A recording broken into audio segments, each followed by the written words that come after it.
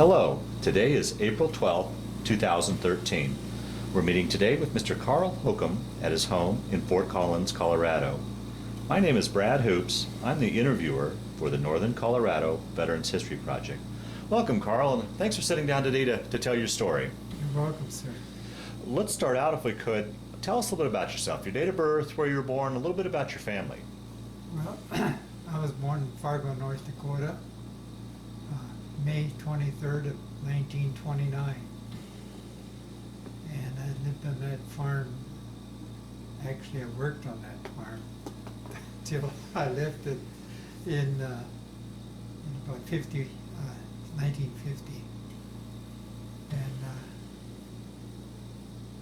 And that's when I went out for my first job. And I went to Greeley, Colorado. Let me back up and ask you a few questions before we move ahead there. Any brothers and sisters? Yes. I had, at that time I had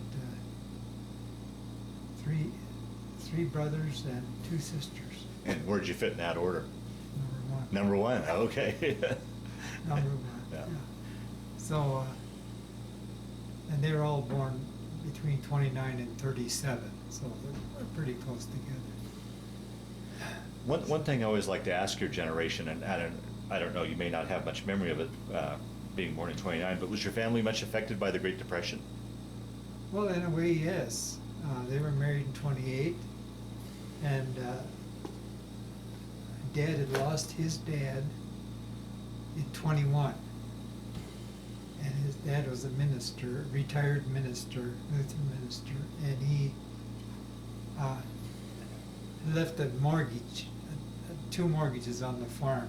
In those days, it was tremendous. Today, it'd be pittance. But that's what Dad had to work with, and he was just about 17 years old, and he was in charge of the farm, him and his sister. And then he got married in 28 with my mom, and they worked a truck garden and dairy farm. First a cream route, then milk. And they bottled milk and delivered it door to door, all through the 30s. Wow.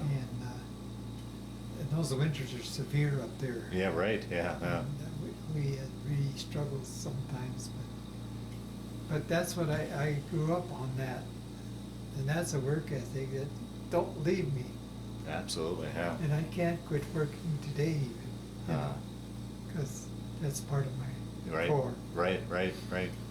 So. So you grew up there on the farm and then graduated, then left the farm, or? Yeah, I graduated and then I left the farm in 50, and I was going to go out and find a job of my own. I didn't want to farm. Dad was talking about renting a section of land and we'd farm together, but I could see that, I could feel that would not work out. Yeah. Because our rapport with each other wasn't that great. Okay. So I chose to leave home and drive to Greeley. And I found a job within a couple of weeks. So what brought you to Greeley of all I places? have grandparents in Greeley, Oh, okay. my mom's folks, Okay, and her sister and husband and children. okay. So that was like a second home to me. Sure. And they put me up for a while till I could get enough money together to rent a place, a boarding house. Mm-hmm. But I got work in a construction firm, and I worked like a dog, setting up forms for concrete. Oh boy, that is hard work, yeah. And we set up basement forms. And that's the beginning of the time of contract houses. Every house, reverse the plan, just move it on. Yeah. Fill up this block and go to the next block. Okay. That's what we were doing. Pouring, oh man, we poured a lot of houses. And, but I enjoyed it. Huh. And they loved having me there because I was from North Dakota and I knew how to work. And I wasn't afraid of being fired. They loved having me. So, and I enjoyed that work. And then I got kind of homesick about July. home and met with my former, or my, what was going to be my wife someday. Okay, uh-huh. I knew it, but she didn't. And we got together in that July. I was at home about 10 days, and we got engaged. Wow. And that surprised the heck out of me because I hadn't planned on doing that. But she was ready for it, and we set the date for November 19th of 50 to get married on her parents' 25th anniversary. So I went back to Greeley and worked, saved, I didn't save a whole lot of money. I think after we were married, I had about 150 bucks in my pocket, you know, and heading for Greeley again. Because after marriage, then we took a day and went out of town and stayed around Fargo for a couple of days, and then we took off, and I had to get back to work. And we had a couple of apartments there within a couple of months. We didn't like the first one, but the second one was a dream house, basement, but it was nice, and nice people. So then we had in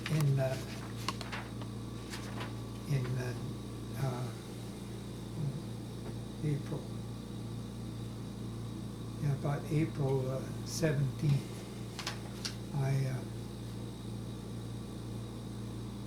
I was called to the service because I'd registered in Fargo. Well, they called me, and the day I got the letter in Greeley is the day my wife came home from the doctor and said she was pregnant. Oh, boy. Oh. I'll tell you, that was a low blow. Yeah, oh, boy. So, Could you have gotten a deferment with, no? No. Even having a child didn't make any difference. No.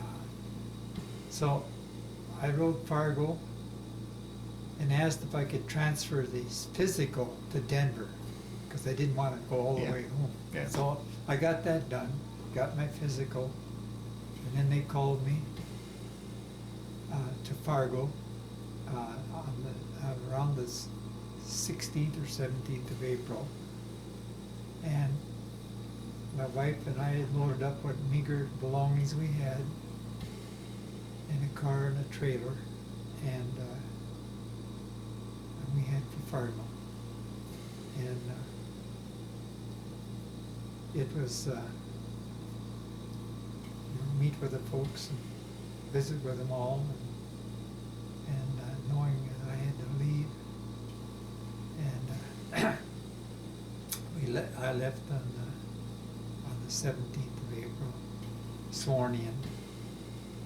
They loaded me on the Great Northern Railroad in Fargo, Empire Builder they call it. It's a huge, fast train, and I had compartment all by myself on that train, air conditioned, all that's good stuff. And they headed me west to Fort Lewis. Boy, but it must have been an emotional send-off there at the train station, I imagine. Oh. It was the worst I ever had. Oh. It probably didn't help that you had a compartment all by yourself. The loneliness in that compartment, although it was nice, must have been very lonely. Yeah, it was very lonely, because my wife and I were getting along famously, and I really loved that woman, and so I get processed in Fort Lewis, and they load me up on a train again, a troop train.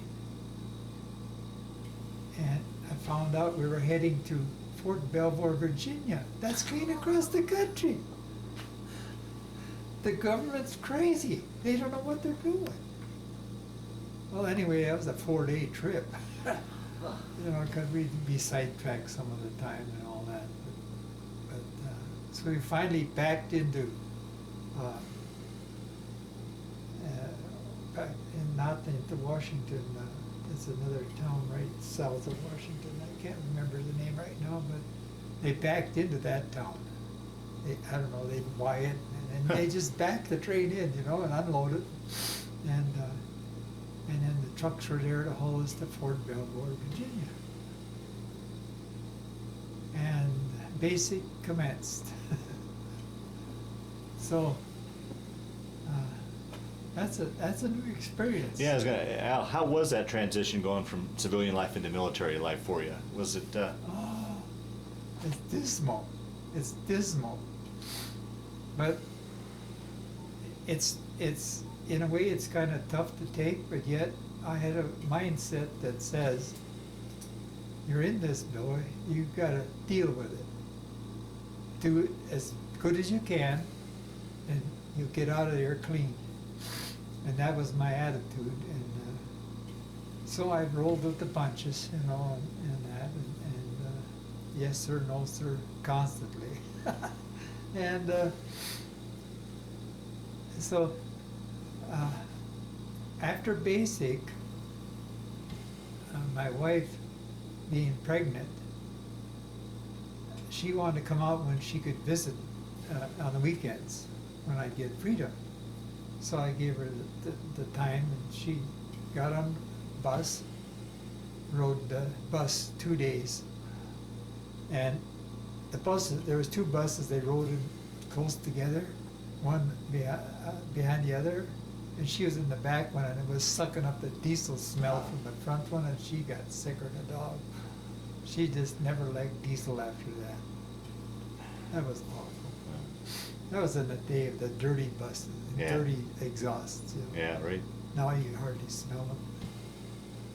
So it's, but we had a good time, and my wife and a friend, one of my buddies in the basic, his wife and my wife got together and rented a room. And during the week, they were in that room. And they'd wash clothes for the soldiers and all that to make a few bucks, you know. And then on the weekends, it was my turn to have the apartment. The other couple would go somewhere else. And then the next weekend it'd be their turn, and we'd go somewhere else. Gotcha. Okay. Uh-huh. So we were in Washington, D.C. quite a bit. Oh, wow. Yeah, and we were visiting the Smithsonian Institute and just seeing the good sights, you Yeah, know? right, yeah. And they had decent presidents in. And but we ate a lot of chicken. Man, all the chicken you could eat, and buns. And that's what we ate, because we didn't have much money. Yeah. But we ate chicken. Bring on!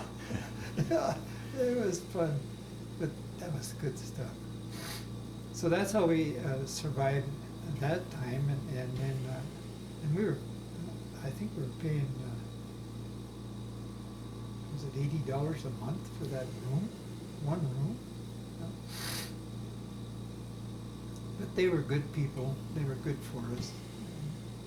They liked us a lot. They kept in touch with us after we left. Wow. So, and we didn't leave their apartment in any bad shape, so we had a good time there. And well, then I'm still in basic, and I'm winding down my basic. So I'm thinking, you know, I'm going to be done with basic, and she hasn't popped yet. So I signed up for leadership school. I no more wanted to be the officer training school. Never. But I chose it to extend my time. Wow, okay. And it worked out. I finished my training there, and that was some rugged training. Bivouacking out in the fields and live in 2-man tents and all that junk. It's rain and all. Anyway, about, she delivered about the time I was done.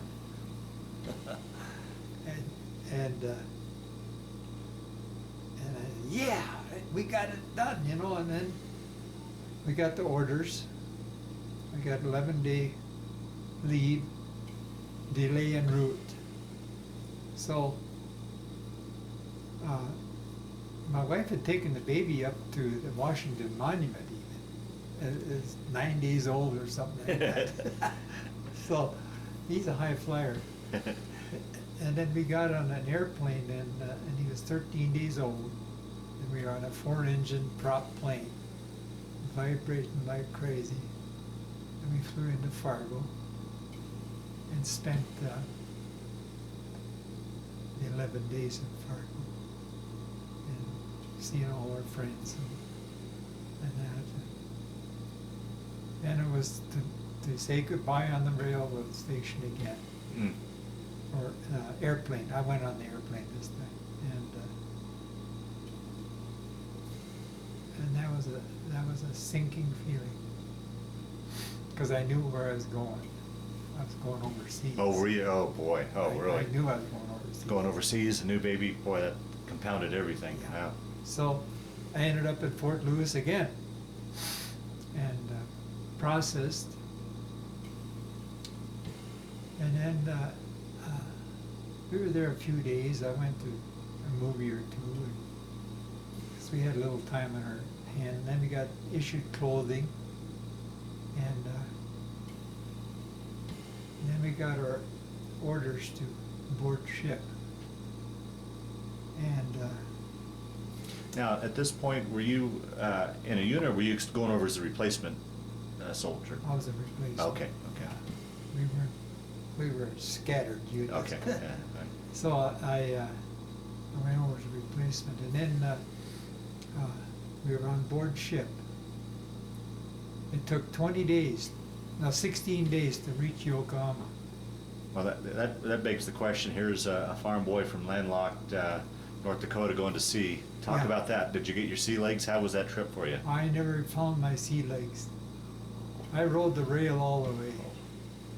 Yeah, I was sick almost every day, because the ship was constantly this way and this way.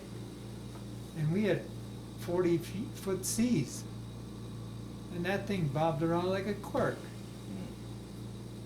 And it was terrible. They had latrines, 3 of them, one in the aft and one in the front bow, and then one in the middle. I always went to the middle one, because that's a little less severe. The front ones had handles on the side of the stool, so you wouldn't be thrown off the stool. So it gets rough in the Pacific Ocean, especially with those little ships they had. Yeah, troop ships. Yeah. So and we got to Yokohama, and then it's more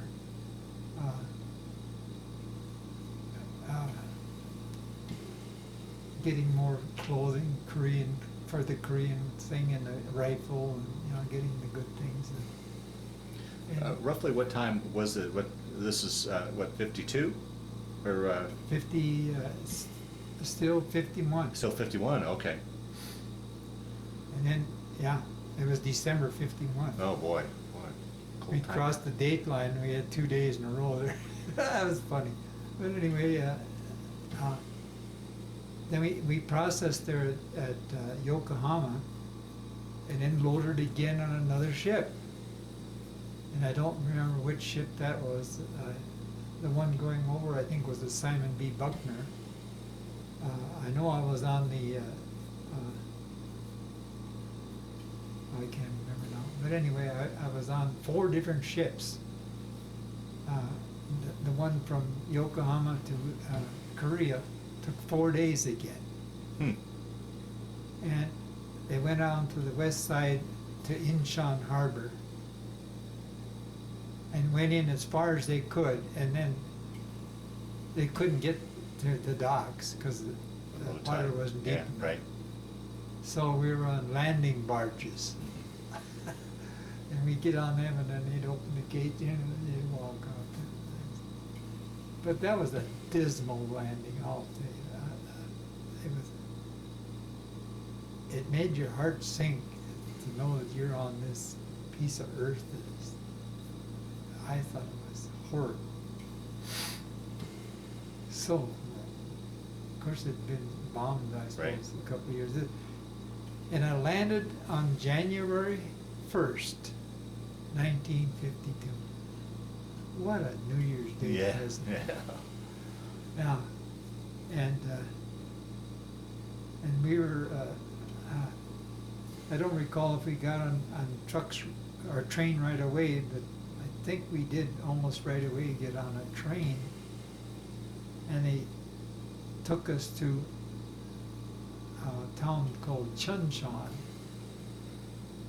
And that's in the wintertime now, January 1st, 2nd. And it was colder than oh Billy heck that day. And the windows were broken in the train, and no heat. Oh God, I froze. We finally got to Chunshan, and then there was some trucks waiting for us and to take us to our destination. And we went to the headquarters, 10th Corps, 19th Engineer Combat Group of 10th Corps. And they had 6 line companies attached to them. One that built airstrips, another one built roads, and another one was the trucking. I don't know, it was just different line companies. And everybody's name was called, except here I'm standing all alone finally. And I'm thinking, what in the world happened to me now? And he says, well, we're going to hold you for a while until your records catch up to you. Well, I don't think my records are lost. Not of all those men. I don't think mine would be the only one lost. So I stuck around, and a few days he says, well, we're going to assign you to this company. So I was with lieutenant colonels and captains and lieutenants. All day long? No, not all day. Yeah. Once a day was all they required. First time in the morning. But it was a lot of brass there. A lot of brass.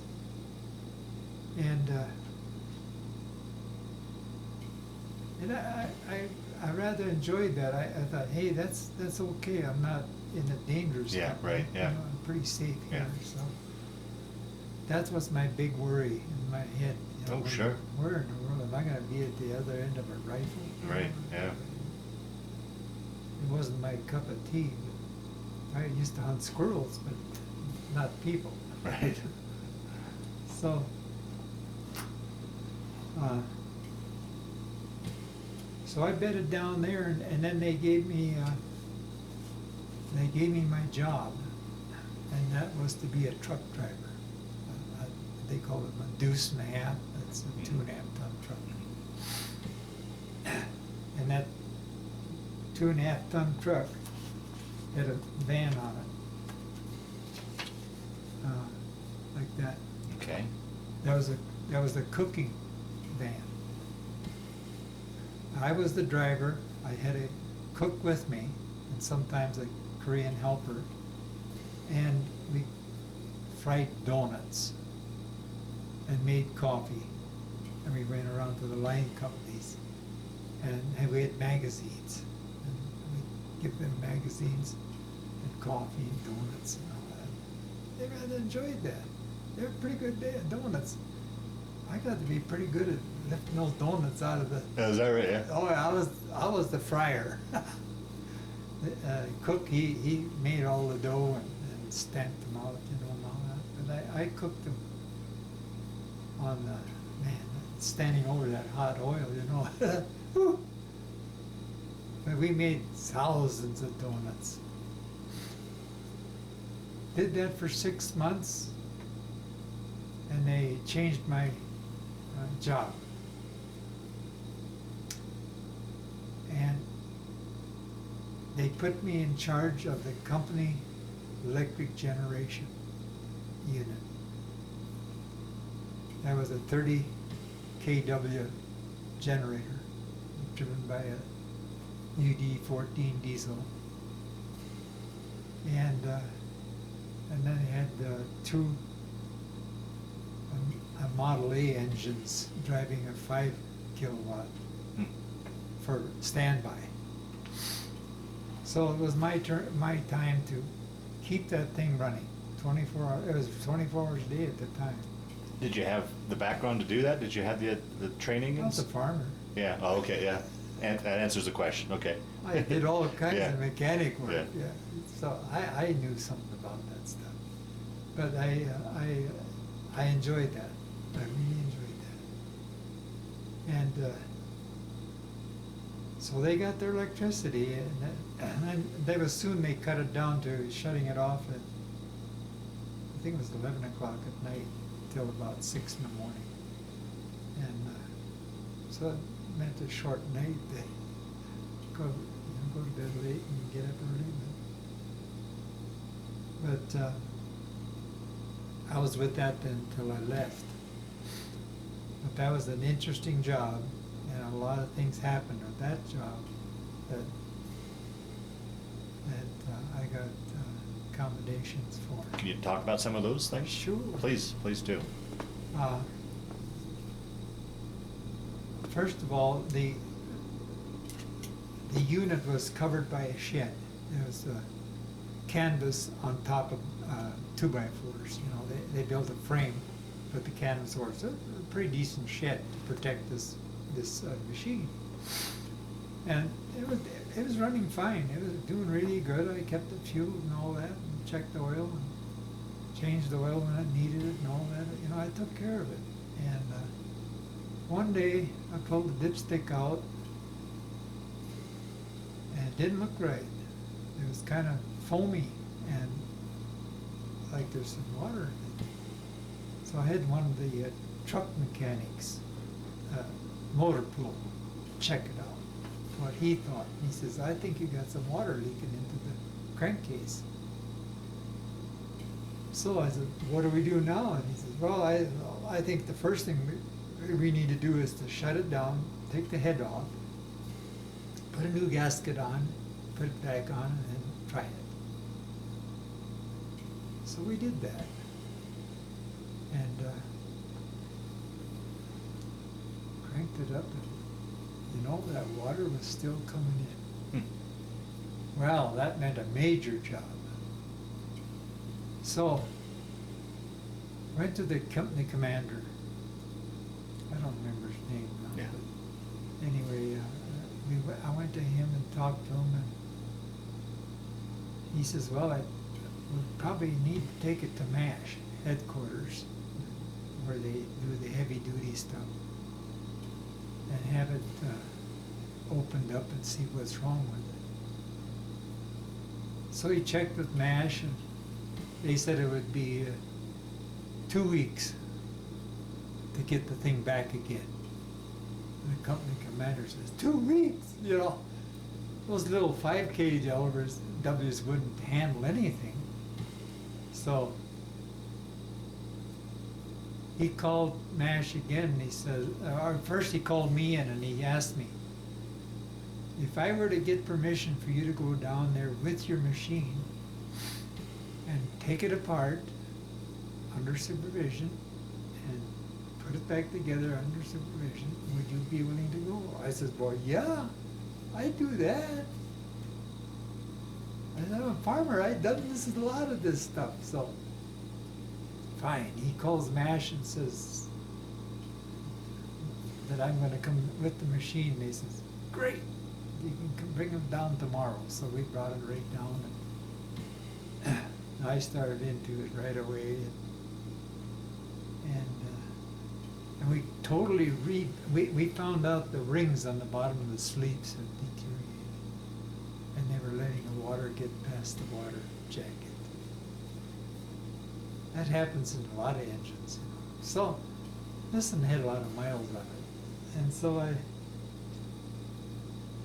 I rebuilt that whole engine. We started all new parts, bearings, everything was brand new, you know. The crank was okay, it didn't have to be ground down. And got it all put together, and in 4 days I had it back online. And that company commander was beside himself with joy. And that's when I got my accommodation for above and beyond the call of duty. He gave me a Bronze Star Really? Wow. and a sergeant's stripe. Yeah. I earned it. Yeah. Yeah. Oh, absolutely. Yeah. I kept that thing going, so, yeah, he was really pleased with that. And I was happy to do it, because I loved mechanic Yeah, work, yeah, you know? yeah. More than I do now, but in those days, Yeah, right. man, I didn't care if my elbows got dirty, you know? So, but those 4 days when that machine was being torn down, we used the 5 kW, but I had to go to every unit, every tent, and tell them to only use one machine at a time. Shut off all of them except one, because we don't have the power for you to use it. Use whatever you need of the most important things, and we can get by with this little 5 kW. And by golly, even the high brass believed me. And we got it done.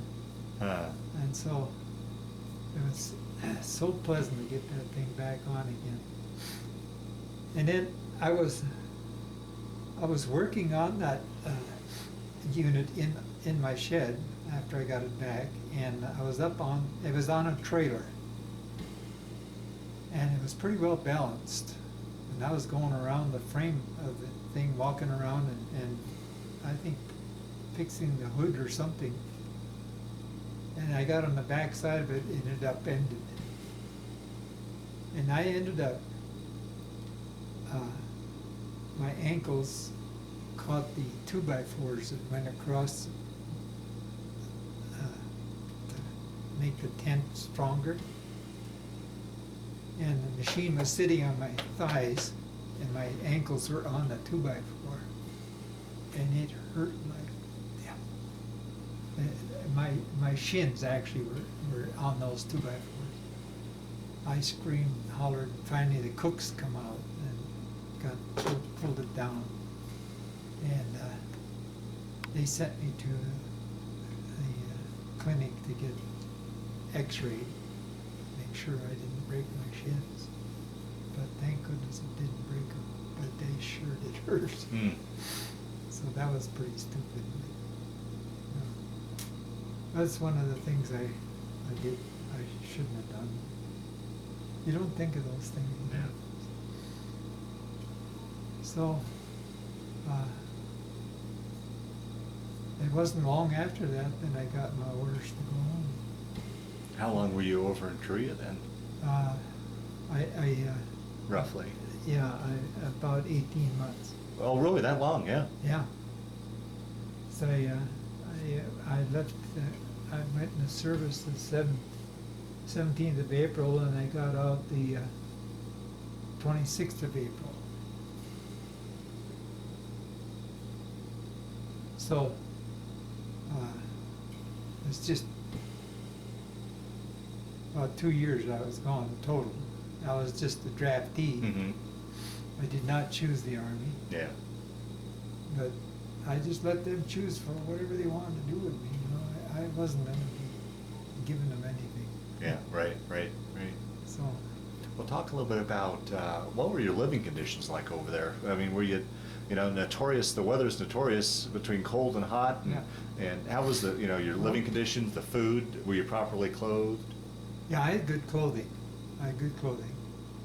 And we lived in squad tents. That's 3, 6, 8, 10 men in a tent. And we had, all the tents were squared out with 2x4 frameworks, so they looked pretty decent. And they were heated with pot-bellied stoves. fed by diesel fuel, heated with diesel fuel. But it was number 2 diesel fuel. And what happens to diesel fuel? Diesel fuel when it's freezing, it gels up. Yeah. In the morning, we wake up and our stoves are all out. And water in our dish pans or our helmets, and while we washed in our helmets, they were frozen. But we were in down-filled sleeping bags inside of that was the liner inside of a summer bag. So we were quite comfortable laying on a cot, canvas cot. And we had a wooden frame built, wooden floor built under all the beds with 2x4s and 1x2s, or 1x4s, I mean. So it was something to get out on the floor, not on the dirt. Right, yeah. And it was quite comfortable. And then in the summertime, we could roll up the sides, and they had mosquito screening on it, so we were protected from bugs. So it was quite comfortable. Okay. Although I think the coldest temperature is a couple of 5 below 0 days. Oh, well, for a Fargo boy, that's summertime. Yeah, there was little snow, not much. It was more like here, I think. So the food, well, it was different. It wasn't Mom's cooking, I'll tell you. But they had some pretty decent cooks, and they fixed some pretty good food. Although it must have been good food because they got fat on it. I put on weight. Oh, did you? Yeah. Some guys, hey, you got skinnier than heck, but no, because they didn't like to eat it. But I ate it. I learned to eat lots of things when I was at home on the farm. So, Sunday morning was our fresh egg day. Every Sunday morning. They'd get a 30 dozen case right beside the stove, and they'd just reach in there with 2 hands, get 4 eggs at a time. Yeah. Sometimes 3 would fall on there, and the 4th one wasn't there. It was just air. Or it was a half a chick or something like that. Well, they'd have to let it sit there to cook before they could lift it out. And then they'd break another one in that spot. And you're standing and watching them make your eggs. But it was better than the dehydrated eggs. Yeah, right. Oh, that sand was terrible. So that was pretty decent to have eggs like that at Sunday and toast. It was good stuff. So, What would you guys do to entertain yourselves when you weren't on duty? volleyball, Volleyball, yeah? pinochle, double-deck pinochle. We played pinochle every day. It seemed like. Yeah, we double deck's a big deck to handle. And I had learned pinochle over there, and man, did we play pinochle. But a lot of volleyball too. So we didn't have much baseball. Maybe throwing a ball around or something.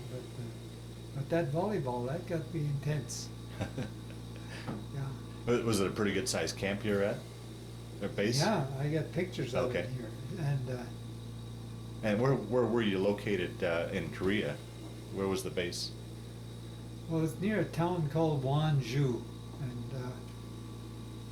it's east of Incheon, Seoul, about halfway across the peninsula. Okay. Yeah, cut in the middle there, below the 38th parallel. So. And at that point were we at the parallel with the war, or where was the front lines at the point? They were at the parallel. Oh, okay, okay. You could hear them rattling away. Really? Oh yeah. I'm glad I wasn't up there. Some of my friends would drive up there in their Jeep and visit buddies in the foxhole. And I said, no way, I'm not going to do that. Did you ever, when you were driving the donut truck, did you ever have to go up that to the front lines at all, or? not up to the front lines, but I went to the line companies, and they weren't right on the line. Oh, okay. They were behind a little bit. Okay.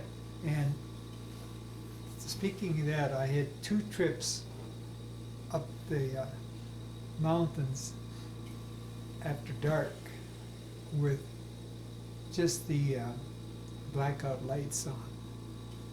Now, if you ever driven blackout lights, they're 2 little Slits. slits that show up. If you see 2 on each side, that's 4 of them. You're within certain distance. If you see only 2, you're a little farther away. You got to see 4. Stay close. And you're going over a mountain pass without railings? No, God, I was more nervous then than I can't have it puppies. But I got through it twice, and it was one of the couple of maneuvers I had to do. So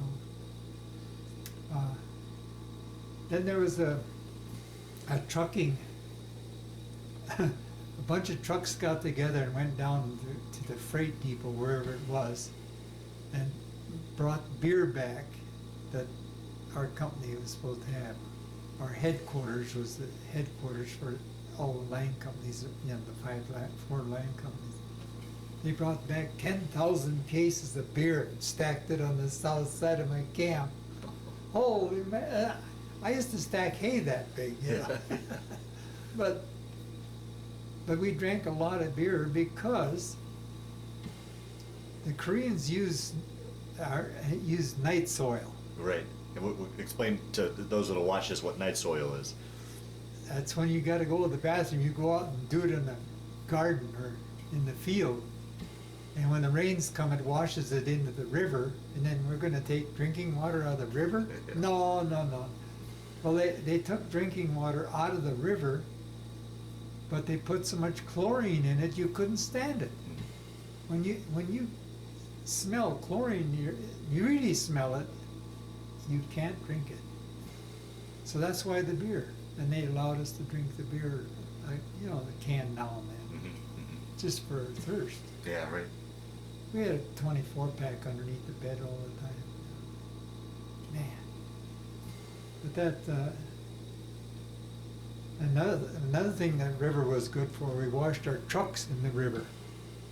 We'd drive down and drive right up and down the river and wash the undercarriage of the trucks. They made us stop after a while. I don't know why. But they said it was getting in the bearings. Maybe it was. But it sure cleaned the trucks nice. I've driven mine down there a few times and get it all cleaned up. And during your time over there, did you ever get off that base for some R&R? Yeah. Yeah, we got R&R. That I don't know the date, but it was somewhere after he'd been there over the halfway mark. And they flew us to Yokohama in a plane that hauls freight. There was no seats. You just put your duffel bag down, sit down, and that's it, you know. Oh, jeez. The thing is rattling and it's creaking and banging away. That's the 4-engine C-130s, I think they are. But we got 5 days. And what was that trip like, being in Japan? Oh, golly, that was like almost like being home, except the people were strange. Yeah, right. But they were well dressed, you know, and it was good food. Well, you know, that wasn't too long long after World War II. How were the Japanese towards you guys? Oh, they were fine. Oh, really? Yeah. Yeah, Okay. yeah. Yeah, they seemed friendly as all get out. Of course, their language, you know, we couldn't converse much. But I bought 2 sets of dinnerware when I was in Yokohama. 96 piece, Noritake, China. I sent one to my mom and one to my wife. And mom's cost me $25, and Edris, my wife's, cost $30. And it cost $17 to ship each one 2 crates. Shipping didn't start until San Francisco. It was free Oh, okay. up to San Francisco. And I just sold my wife's plates and stuff now, let's see, about a year, 2 years ago, to my son. He wanted it for his daughter. Oh, wow. And they were valued at $300 then. Ah, Good I paid investment. 30 Yeah. now. But he was glad to do it. Yeah. He's a doctor, and he was glad to get those. They were nice. They were pure white with just a gold ring around. So plain and eloquent. So, and my daughter up in Moorhead, Minnesota, got Mom's set Uh-huh. when she died. So, Well, talk a little bit about as well, I mean, in this day and age, we've got, cell phones and computers and such. What were your options to communicate back home? letter. There's one thing I can say for my wife. She kept a letter almost every day coming to me. She wrote almost every day. Wow. And she wrote it in green ink, so I knew when the mail came, I knew which one was mine. But some days I get a couple, and the other days, maybe the next day none. But it averaged about one a day. And it's just like talking to her, and so that's the only thing that really kept me going. Yeah, wow. Hearing from her and how the baby was doing, and he's growing up without his daddy, Yeah. So, but it was that was a real lifeline. I telephoned one time, $9 a minute. You can't do that very often. Yeah, and that were those wages back then. Not yeah. on a private pay. Yeah. Whew. So, and it wasn't that good of a call because it was kind of radio transmission and telephone together, and it was a bad call. But anyway, I did it one time. So I sent any extra money I had at home. I sent it home because she needed it. Yeah. And did she stay back with her folks then, or while you were? When the Army called me, she went back to Fargo Mhm. and stayed with, I think her uncle in an apartment above him. And then, now she stayed there until she went out to Belvoir. Mhm. And then after the baby was born, she came to Fargo again with me, and she stayed around there and rented from one of the relatives there. And then she heard that my mom and dad were not getting along good, which is quite often. But Mom was basically kicked out for a while, so she went to Greeley and found a job. And Edris my wife went with her, well, almost with her, and they lived together. They got along fine, great. Mother, wife and mother-in-law. They did real well, and that baby. And then Mom bought a little house in Greeley, and they lived together in that. And when I came home from the service, I lived in that house for a while, and took care of my youngest sister of the first 5. She was graduating from high school that year. See, this was April, and she's going to graduate in June, I think. So she stayed with us, and she was a heavy child. And my wife worked on her and got her going on a different diet, and she lost weight. And she's never been heavy ever since. Wow. And she's just trim and nice, and she got to be an RN, and she teaches taekwondo and all that healthy exercises and that in California. Huh. Wow. So, and she's a healthy woman. So, yeah. So, she lived with us there for a little while. So you finished up your tour in Korea and Yeah. came back home. Did you take a ship back home, or did you fly home, or how'd you get back to the States? 2 ships. 2 ships. One from Korea to Sasebo, that's the west side of Japan, processed, and within a week or so, loaded on another ship, went to Seattle. Was the trip home any better than the Yeah, going? the attitude was sure better. Oh yeah, right. Yeah. And that helps. Yeah. That helps a lot.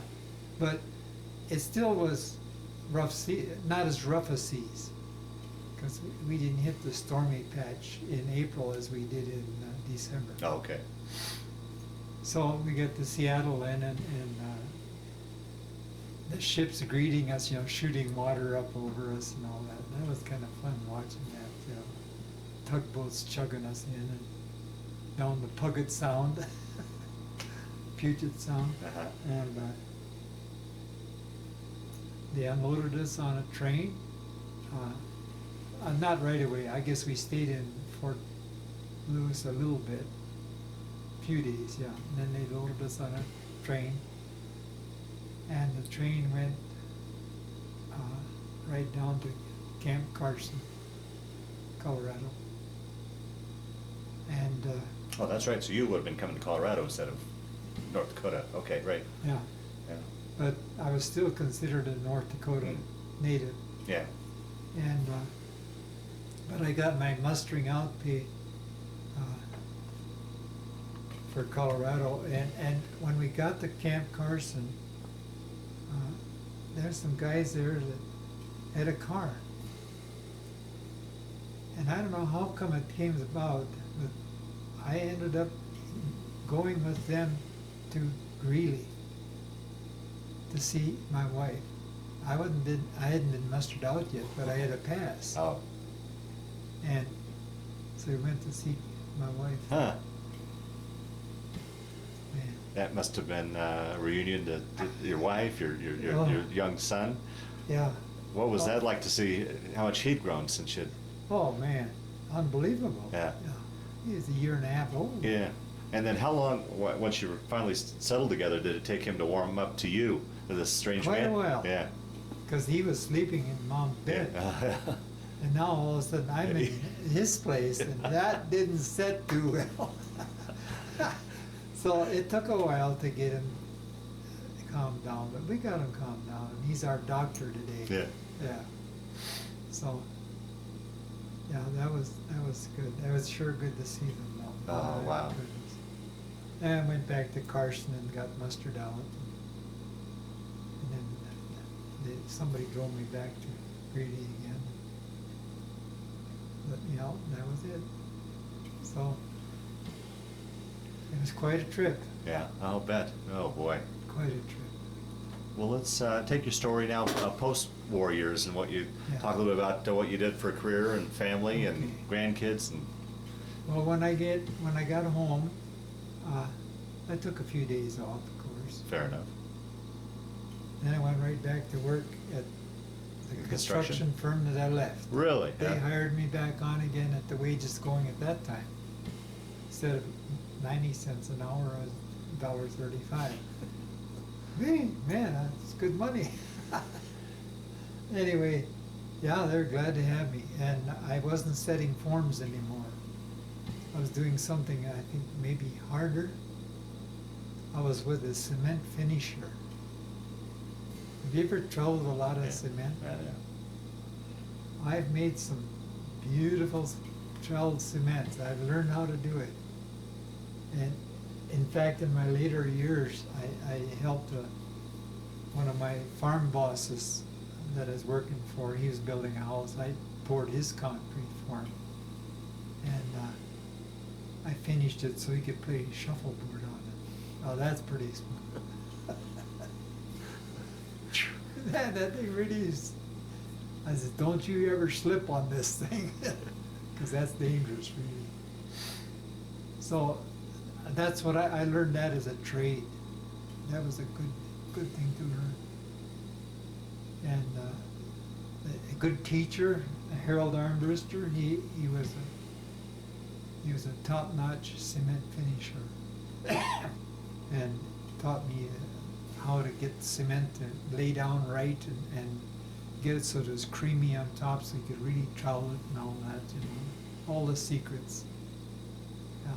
He wasn't afraid to share them. So. So is construction what you went on to do for a career then? No. Oh, okay. I worked that for, I came out in April, and I worked about a year.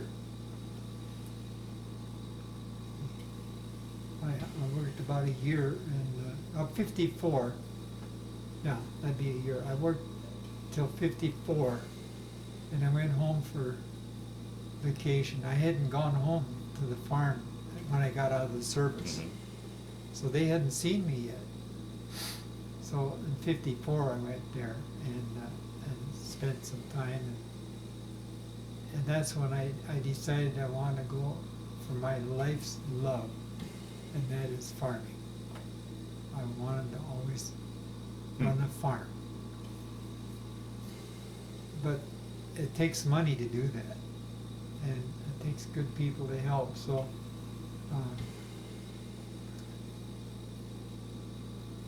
I went, we drove back to Greeley, loaded up all our stuff, and brought it back.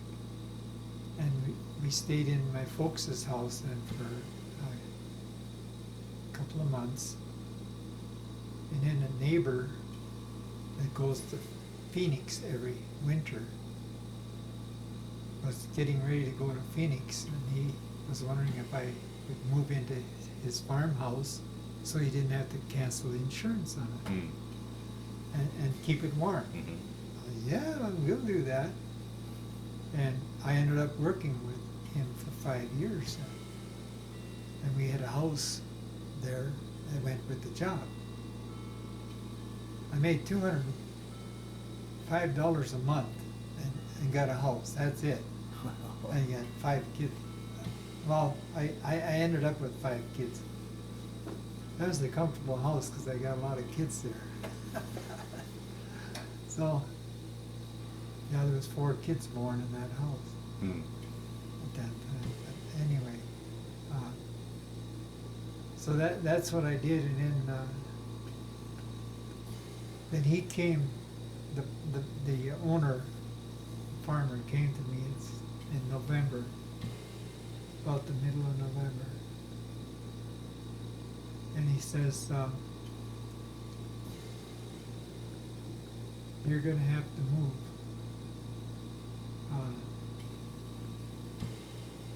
And I says, you can't do that. I just had a baby born October 16th. You can't make us move with a newborn. He says, yes, I can. Because you're not paying rent on the house. That's the kind of guy he was. Wow. Wow. So I worked with him. I was able to work with him 5 years and take all his idiosyncrasies and everything into, you know. I'm easy to get along with, but he was difficult. And he gave us 2 weeks. So in 2 weeks we had to go find a place in West Fargo to live, to move to. We had to move and then find a job. All that in November. Well,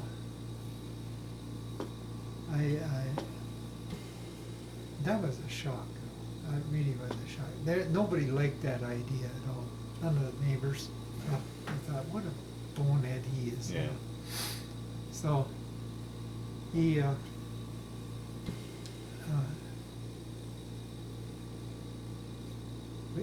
we got to move to West Fargo. I got a job with Smith Incorporated putting up steel buildings in November, December. In North Dakota? Oh my God. One day it was 20 below when we went there. They didn't let us work that day, but 10 below we could. With nuts and bolts, putting roof pin on them. Oh, that's cool. So we built a curling rink on the fairgrounds. Got that taken care of. And then when that was done, we were transported to Moorhead or across the river, Moorhead, Minnesota, to start a foundation for a fishing pole factory. They're going to manufacture fishing poles right in McGill. It's a pretty famous brand, I guess. So we started on that, and when I come home one day and Dad called me and he says, Burton Loberg called and wanted to talk to you about something. Maybe you better give him a call. And Burton was a neighbor of ours, and he was a couple of years, 3-4 years older than me. He says, when I called Burton, he says, you've done quite a bit of electric work around your farm. You know what you're doing somewhat, so Dwayne down at Global Electric would like you to work for him. And I called Dwayne and I says, well, he offered a job, and I says, well, I can't come today. I got to go back to the other one and tell him I'm quitting. I can't just leave him. Yeah. So I said, I'll be there day after tomorrow. And he says, fine, I'll be here. And so that was my exciting job of the moment, I'll tell you, because I love working with electricity. It's clean. It's shocking sometimes. But I learned a lot there, and he put me with another fairly new guy, and we were wiring houses. Again, contract houses. And they were putting up the house shell, just the outside shell, and putting the roof on. Then we'd go in and we'd wire around the outsides and over the thing, and wherever we needed to put the wire, and we let wires hang wherever it went to something else. And in the wintertime, we'd take one of those big old heaters, kerosene heaters that shoots thousands of BTUs, and we'd warm it up enough to be comfortable. We did that all winter long. Just, man, house after house after house, And when they put in the partitions, we go back and we'd wire the partitions, and our loose ends, we'd tie them all together, We'd put the mast on and the meter box and everything on, we did that right away. They were all ready made. We made them up in the shop, They were standard stuff, Man, it didn't take us long to do stuff, and I really enjoyed that. And I worked at that every winter. Every winter in '61, I was asked if I wanted to rent a farm, and I says, was it 61? Yeah. And I got on the farm in the fall of '61. But it was a man my dad had talked to. He's a rich Irishman with 6 farms, thousands of acres. He was a bonanza farmer, big time BTO, So I thought, yeah, this'll work, So he took me to a farm, and my dad and myself, And we went through the farm. He said, "Pretty nice place, huh?" And I, "Well, yeah, it's okay." He says, "Well, it's a new house." And I says, "Yeah." But I says, I gotta have cattle if I here." "Yeah, you have to do that." I says, "I don't want anything but cattle." He grabbed the steering wheel and he drove out of there and he said, "Let's go to the other place." He come into that place and from the back end, down the field road, and I could see ahead, what I'm coming to. And there's this huge tree claim around the house. What a homey looking place. Oh, really? Yeah. Yeah, it's an old house, but Yeah. that don't mean that. My Yeah. wife didn't mind. Yeah. She loved the house. Oh yeah, this was home. So we were there 19 years. Really? Well, in the interim, he started me farming then. And he says, in 61, he says, "You go to the auction sale on November 4th, I think it was, at the Home Place. That's just a half a mile south of where we were." And he says, "Two of my tenants are having a joint sale. There's equipment there for running 2 farms. Buy what you gotta get." So I went there with no money in my pocket, and I bought equipment.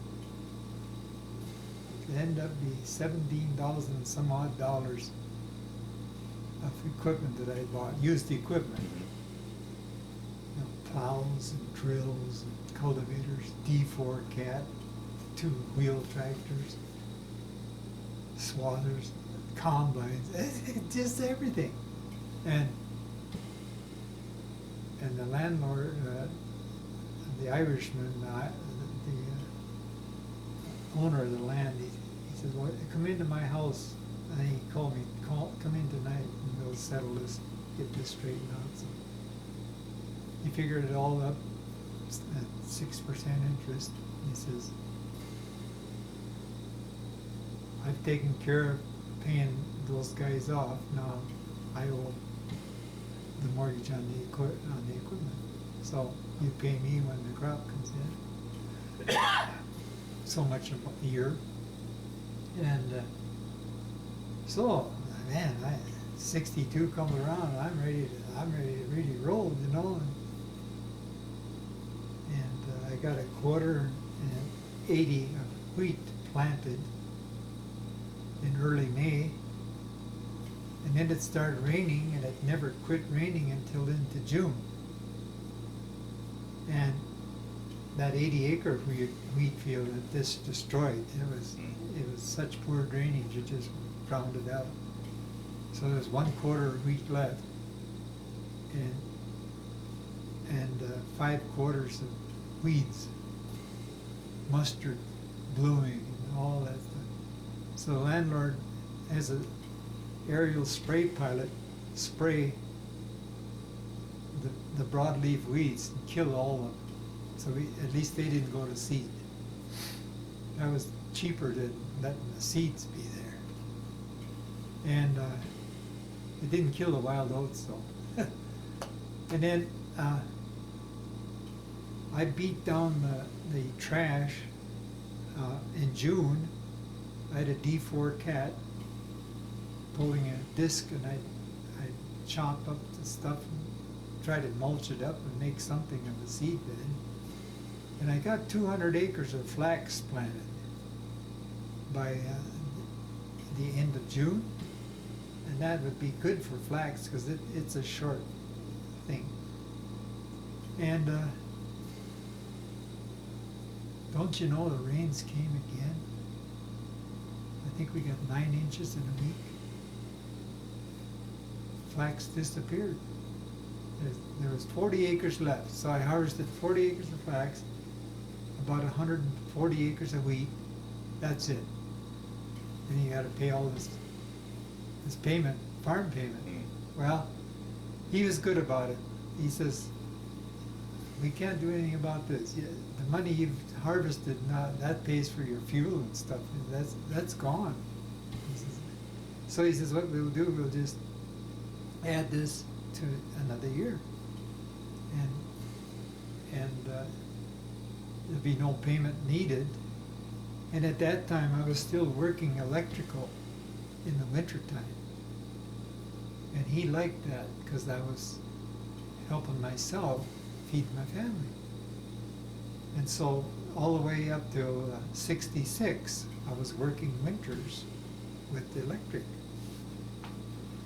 And I was making pretty darn good money. And in fact, I even became a journeyman electrician. I went to Bismarck, North Dakota, wrote the test, and got a license. So, and then I had a government job that I was put in charge of. The gentleman that was going to be in charge had gotten hurt in an auto accident, and his legs were bad, and he couldn't do anything. So they put me in charge, and they had to pay me government wages. Well, that boosted my wage way up. Man, what a job. But that was all federal housing for the elderly. So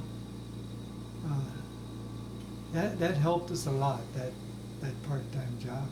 Hmm. Yeah. So then all the winters after that, I made good enough on the farm to survive and pay my bills and all that. And it was only a couple of years, and I made enough that the bank would take over, and then I dealt with the bank instead of the landlord. That's much easier. Landlords are not easy to deal with. So that was quite a struggle, and I kept farming until 1980, and raised my 6 children there. Had a good time. Yeah. So it's been quite a journey. And how long were you and your wife married? 51 and a half years. 51 and a half. She had a major stroke one day. That was it. 11 years ago. Wow. Wow.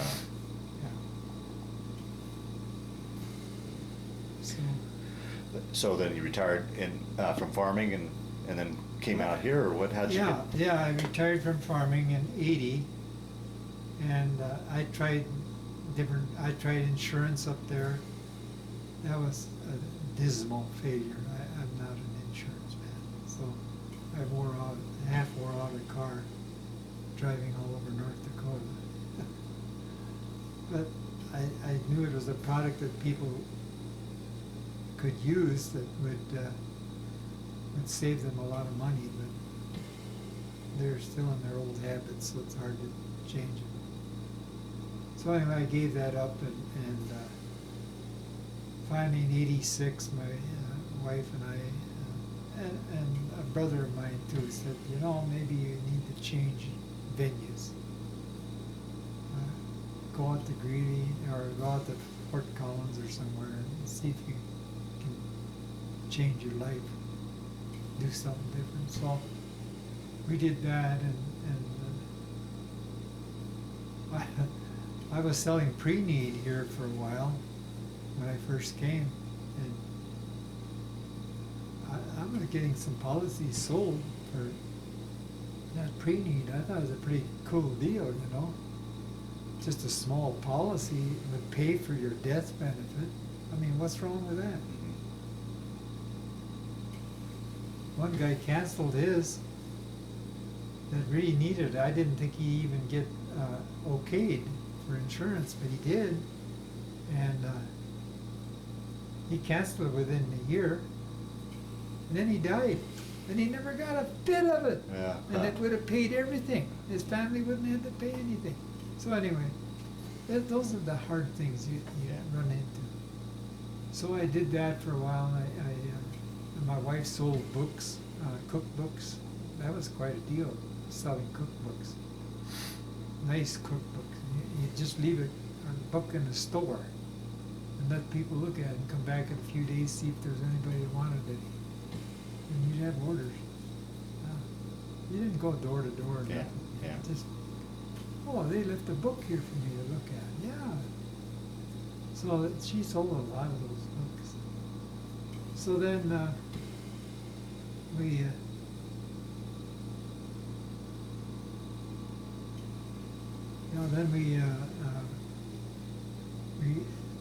rented, or we worked in motels. Oh, there's some experience managing motels. You live in the motel, run the front desk, do the laundry, make sure the rooms are clean. All that. I did that at the on North College Avenue. We did that for from spring till almost 10 months or so. And we saw a sign one day out here by the highway. It says motel coming soon, and it was just a slab. We looked at the phone number and we called it, and it was Super 8 at Loveland. So we drove down to Loveland and we applied for the managership of that thing when it's done.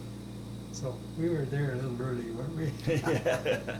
But they remembered this, and so we managed that one from April until till the following August. And you build a motel, you're not even in the phone book, no phone number, and all you got is your sign out front. And when we got our certificate of occupancy, on the sign, now open. We had 4 people that night. Yeah. And it just built up from there. So that was built by word of mouth and by us taking care of the business.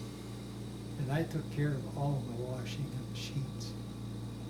One day I washed 190 queen size sheets. But it was a job. Yeah. It did pay well, $5,000 a month, $500 every 2 weeks. That's better than the other ones. So, but while we were doing a good job there at the front desk, and we were full too, we were filling that place, and they had 36 rooms, I think it is, and we were filling it up. So. A gal that we became acquainted with that was right behind us, it was called the Winchester in those days, it's now the Super 8.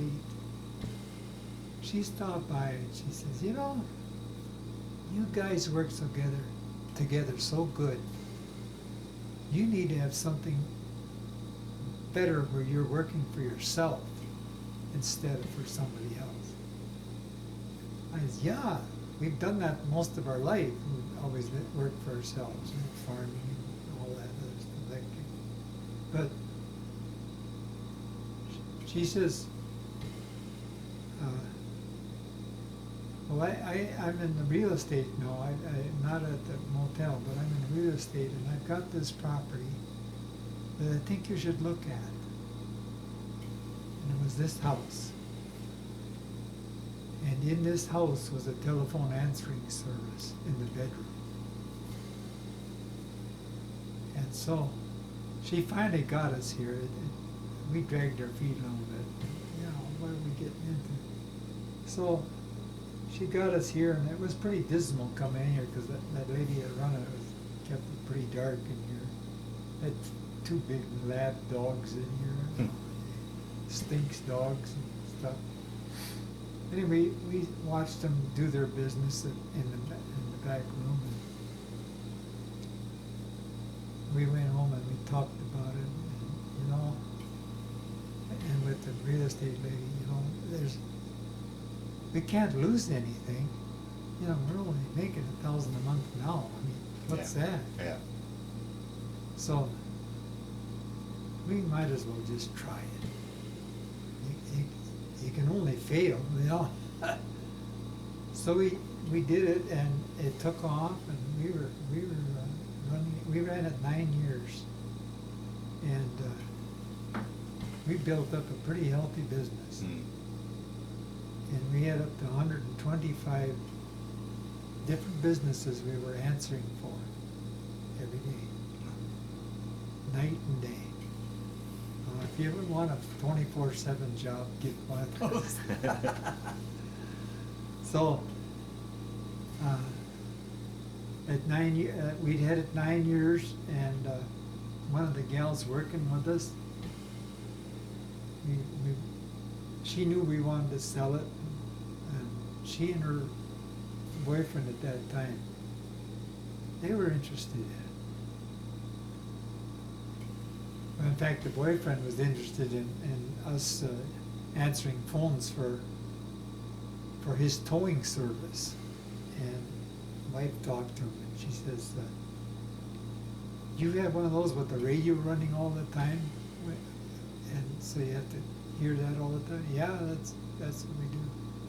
She says, "We can't have that in this small room. We can't have all that talking." Yeah. So, but she says, we are trying to sell this." He says, "You are?" "Yeah." "Well, I'll be over." So, by golly, we got together with him, and he decided he'd like to get it, and we sold it, and we went to the lawyer and settled it with him. Wrote up different papers and made him buy a disability policy in case he was disabled on the truck deal. So he wouldn't lose his income. And that was a smart move. That lawyer was watching out for us, and it didn't cost a whole lot to do that.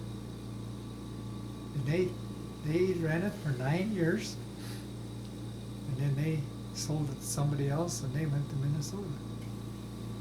But we made enough money out of that we paid off this house 4 or 5 years ahead of time, completely, and the business, they paid us for their business, for that business that we sold it for $50,000. They paid every penny of it. And so here we are, a house that I own and free and clear. In fact, I've reversed mortgage now, and I'm old enough, I don't need to own a house. I can live in it till I die, but it's the bank's in charge. So that's what happens, when you really set your mind to something and do it. And when I bought this business, we had $500 to our name. That was the check coming from the motel. That's it. And there again, another stroke of luck happens. The realtor introduced us to a man that did creative financing. And he visited with us 2-3 times. He watched us do the business and all that. No, he came to the motel and visited us. And got our history and all that. And he says, "I'll tell you what, let's go do this." The woman wanted $10,000 for this thing. We had only $500 at that. But that gentleman paid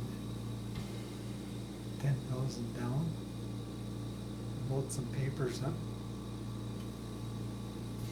It cost us about $5,000 to do it over 2.5 years. Yeah. But in 2.5 years, he's totally paid off. Wow. So that was one of those breaks, So that's kind of,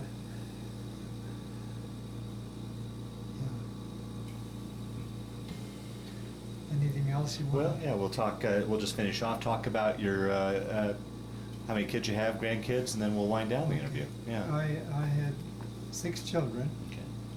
One is deceased, and I have 16 grandchildren Wow. and 15 great-grandchildren. And no wife. Yeah, wow. So she isn't enjoying a bit of it. But yeah, they're all doing quite well. Good. I have a doctor, I have a pharmacist. I had a carpenter, Finnish carpenter up in Fargo. He quit that and went. He's working at a church now, doing their setups and all that. And he just loves to work at it. He got tired of that carpenter. Sure. They were harping on him all the time. He was a good finisher.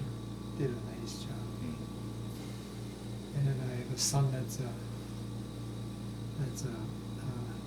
works with the money company, Rochester, hauling money around for the stores.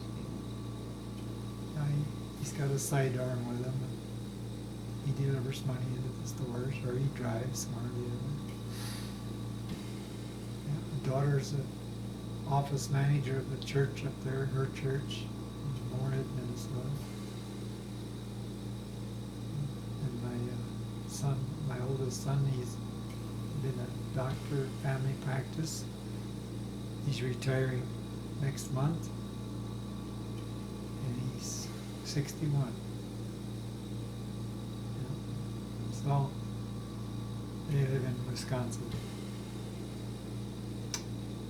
Yeah, nice family. Oh, wonderful. Yeah, a lot of good people. Excellent. Well, is there anything that, as we wind this down, that I didn't ask you about that you wanted to talk about, or any of the stories that have kind of floated to the top as we've been talking here? So ideally, we've covered your story as best we can, or do you think we've covered it? Oh, I think we covered pretty good. Okay, all right. I really do. I think I did fairly well. Yeah, yeah. Well, the last question I always like to ask with these interviews is, you know, that stint in the Army that you did and going to Korea and such. How do you look at that? Did it change your life, affect your life, play a role in your life, or was it just simply a chapter in your life that you went through? How would you answer that? Well, I think it was just a chapter that I went through. Yeah. I don't think it changed me. Okay. So many people say, "Oh, the Army changed him," and that, but I don't think. Yeah. I don't think. Yeah.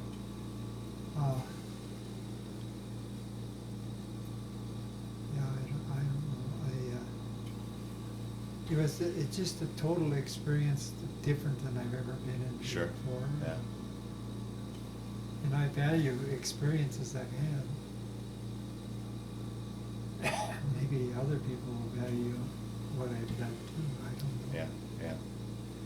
Yeah. And with the Korean War being the forgotten war, considered the forgotten war, and you guys the forgotten veterans, any thoughts on that? No, I don't know. I haven't talked much about it to Yeah. anybody. You know, nobody wants to hear it. But I just didn't make it a point. There's some people that are so adamant about telling it, but not. I didn't. Yeah. It isn't that I'm ashamed of it. Right. It's just what for? Right. You know? Gotcha. Yeah. It's just a part of my life, and I'm living now, and I'm doing different things now. So. Yeah. Okay. My dad was in the Navy before I was in the Army, and he enlisted in '44. Oh, is that right? Yeah. He enlisted at 38. And he had 5 children and a wife at home on the farm. Huh. That man was crazy. Yeah. But I was 14. And I've been doing a lot of things since I was 14. Yeah. Right. I had to learn how to run a thrashing machine. Of course, I was running tractors by then, and of course, I know how to milk cows. I've pulled on more than things that you know. And but I had learned a lot about the farming, planting, and getting the right amount of seed on and all that. I had to learn all that. Dad was gone. Well, yeah. A lot to throw on a 14-year-old. Yeah, Yeah. I thought it was quite a heavy load, but we got through it. Yeah. And it was, we were rationing on everything. Right. Right. Wow, we were living on tires with Band-Aids on the sides of them, you know, and stuff like that. I mean, holy cow, what a time. No sugar. Huh. Yeah. They have to make gunpowder with the sugar, so. Mom learned to cook with honey. Wow. The cakes were good, but they were really heavy. Yeah. With honey, they don't raise as good, Yeah. but they're still sweet and Yeah. nice.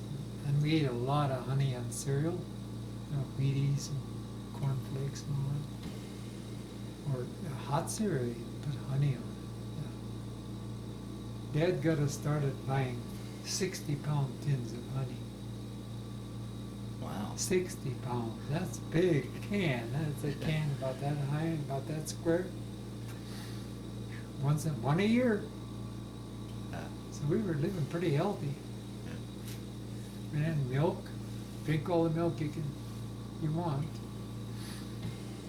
Vegetables, a lot of them out in the garden. We had up to 18-acre truck garden. And we've planted as many as 5,000 tomato plants. So we had a lot of tomatoes to pick. Wow. Yeah. And cabbages and broccoli and celery. It just goes on and on, you know. Muskmelons, watermelon, berries, strawberries, blueberries, currants, raspberries, asparagus, up to 3 bushels a day cutting asparagus. And then we go to market, farmer's market, sell it out. And whatever we didn't sell, the truckers would come there and buy everything that was left and take it back to their home and sell it to neighbors because they didn't have any gardens. Yeah, right. Oh, wow. And the drought, you know, and the dry years. And Dad had irrigated lands. He irrigated. He was sucking it out of the river. Oh, yeah. So that was a flourishing business. And that it had to be flourishing because in 33, you know, that's pretty much the low point of the Depression. Yeah. He had a new barn built, a 60 by 34 round roof barn. Then he had a milk house, he had a garage, double stall garage beside the milk house. In 38, he built a granary. He built a lot of stuff. Wow. Huh. 57, he put up a harvester silo, one of those blue metal saddles, glass line saddles, still standing. Yeah. So, for a guy with only 4 years of elementary education, he did pretty well at it. Yeah. Huh. So, Well, Carl, we'll wind down this interview. I want to thank you for sitting down to tell your story today, but just as important, I want to thank you for your service to our country. thank you, sir.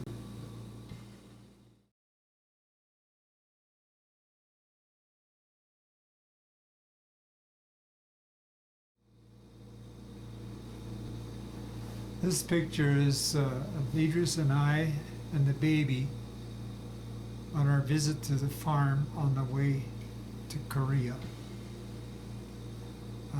It was taken by a neighbor, Olavis Bury. This is proud pop and mom holding the little baby, born probably a couple weeks before this. This is just before I'm leaving for Korea. Mm. Yeah, it looks like the little guy is trying to get acquainted with his dad, but his dad is many thousands of miles away. But I didn't see him for another almost a year after this picture. Wow. This is a picture of my compound in Korea as it looks from the air. I'd gone up on a high hill on the east side of the camp, and took this picture. But that's where I lived for about 18 months. My first job in Korea, I was assigned to a 2.5-ton truck with this van on top. And we went around to different line companies and cooking donuts, making coffee, and handing out magazines to the servicemen. We're called a service organization. There's nothing like good old volleyball to loosen up the tendons in your legs. But we'd have a lot of fun playing these volleyball. We did a lot of it. The chapel was very important to a lot of us there. That's where we'd meet with the chaplain and go to services. It's part of the thing that keeps us going. This is called the rec room, and we used it considerable when inclement weather and so on. We could go in there and we could read or play games and do all sorts of things. This is where we'd spend some of the best times of our life eating grub. Some of it wasn't that great, but at least it kept us going and it actually put on pounds eating in Korea. Now, this is where the grub was made. It's amazing how well these guys put this food together. But my favorite time was the fresh eggs on Sunday morning. We'd get them shipped in 30 dozen crates. And we had fresh eggs every Sunday morning. This was our central telephone exchange for our company. And the call letters were Nut House. Every time the phone rang, you'd hear that guy hollering out, Nut House! Oh, what's that one? Your tent. Well, this is the way our tents were strengthened by putting the 2x4 framing inside the tent and drawing the canvas tight over the 2x4s. It really made a nice, neat units. And when they're all lined up like that, they're pretty decent. That's my home for 18 months. And in this picture, obviously, is summer where you've got the sides rolled up. Yes. Okay. Yes. Yeah, this is the way I made my home a little homier, putting my wife's picture there and other knickknacks that made it feel more comfortable having the part of my life there with me. Yep. This is 6 of us gentlemen in Korea that lived together in the tent, and we were a real fun bunch of people, and we played a lot of pinochle there in that tent. We had a blast.